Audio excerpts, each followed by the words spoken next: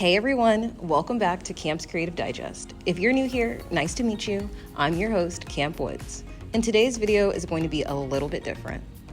I wanted to share with you all a writer's vlog to share a more reflective and personal moment, and also have the opportunity to tell you all about a beautiful encounter I just had. It left my creative spirit stirred up in the best way possible. So without further ado, let's go ahead and talk about my evening with fellow author, poet, and one of my new inspirations, Miss Crystal Wilkinson. I'm pretty sure I've mentioned it before, but I randomly stumble across interesting things on the internet all the time. And I don't even know how I found this opportunity, but I came across a free event happening in Louisville and didn't even clock the author's name. I just saw free book signing, conversation, dinner included, and I said, bet. I reserved the ticket without even thinking twice. And it turned out that the author was Crystal Wilkinson. The event was hosted by the West End Women's Collaborative, an organization in Louisville committed to empowering women through education, community engagement, and the arts. I really appreciate spaces like this that intentionally center Black women's voices and make events like this accessible and welcoming. We were gifted a copy of Crystal's new book, Praisesong for Kitchen Ghost, Stories and Recipes from 5 Generations of Black Country Cooks. And trust me, the contents are just as good as the cover. That evening, listening to her speak about the legacy of food, family, and memory shifted something in me. It made me think about the food I grew up on and the stories attached to it. I started thinking about raccoon at Christmas and crawfish in the summer, about the chicken my grandpa fries and the key lime pies my mom made for my grandma's birthdays. I thought about how intentional ingredients can be and how sometimes it's not about what's gourmet, but simply about what's available and made with love. Something that Crystal said that stood out to me was that one generation's struggle food is the next comfort food. And I felt that deeply. Because best believe the red beans and rice my dad used to make that we'd hide in the back of the fridge is a staple in my kitchen that I make when I'm looking to feel satisfied. Since that night, I've been diving more into Crystal's work, starting with her novel, The Birds of Opulence. And this book reminds me of Toni Morrison and Maya Angelou in the best way possible. The story explores what happens to the self when someone we love is taken from us, the emotional fragmentation and the quiet unraveling of the mind experiencing grief. And what I appreciate so much is how Crystal captures the forgotten layers of womanhood, how we rarely ask ourselves, who was my mother before she became one, and who was her mother to her?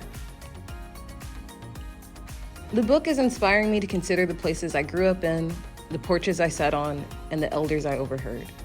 And it ultimately feels like a long overdue porch conversation, like something that had to be said so we could all understand ourselves better as Black people.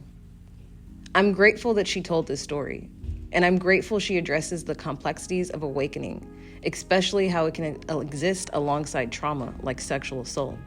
And she did it with such care and clarity. That evening spent with Crystal was more than just a book event. It was honestly nourishment for the soul.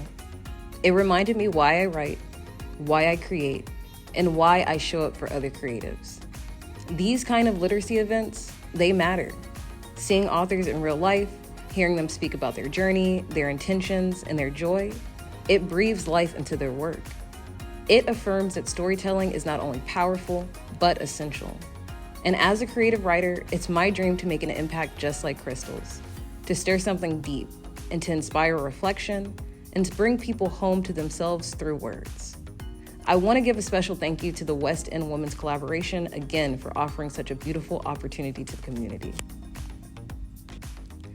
Overall, that evening in conversation with Crystal has inspired me to start asking my loved ones about their favorite dishes, who taught them how to cook, who they cook for, and why. It also reminded me that a regular dinner table can be a sacred ground, where memories are passed down, healing happens, and love shows up, like Sunday breakfast after church. And now I want to go ahead and flip that on you all. What stories does your favorite food hold? What's your comfort food and why? Be sure to tell me in the comments, and don't forget to like this video and subscribe to my channel to continue coming along my creative journey. If you add Crystal's new book to your reading list or were already familiar with her work, let me know in the comments as well. I'd love to know what others have taken away from her stories. So thank you guys for tuning in to this episode of KAMP'S Creative Digest, and I'll see you guys in the next one.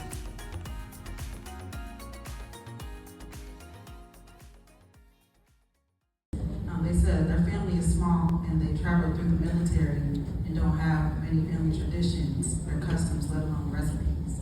So they said, where can someone like them begin and be able to establish traditions and customs to pass it?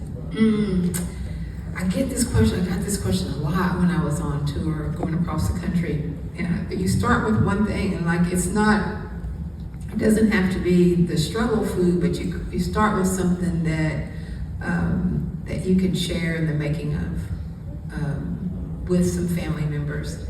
And it can be anything. One of the things that my husband laughs about all the time is that I make every year, you all probably have had it, if you're old enough, you've had it. This is something you have to be a certain age to eat. But when I was in high school, in my home ec class, we made this god-awful green jello thing that had cottage cheese in it, marshmallows, I think, pineapple, pecans, maybe I'm leaving something out, and any of those ingredients alone might be okay, but when you put them all together, you think, But I thought it was great when I was in high school. I thought I had accomplished something. I thought it was the greatest thing. And so, as a young mother, when there was a special occasion, I would fix it for my children. And so when I met my husband and we started these two families together, his kids were looking at him, were looking at us like, what in the hell is going on over here? Because my kids would be like, yes, the green jello stuff. And they consider it as a tradition. My daughter and her wife made Thanksgiving, and she was like, Mama, I failed. And I'm like, what? This is good. You did a great job. She's like, I don't know how I didn't make the green jello stuff. And it was something that I made in high school when I was like 14 years old in home ec class. So I'm saying that you can start a tradition anywhere. It doesn't have to be a big food that you consider to be a part of your culture, but food is love. Like, you cook it with love and you pass it on. You show somebody else in the family how to make it, and you share the memory of that, and then it continues to pass on that way.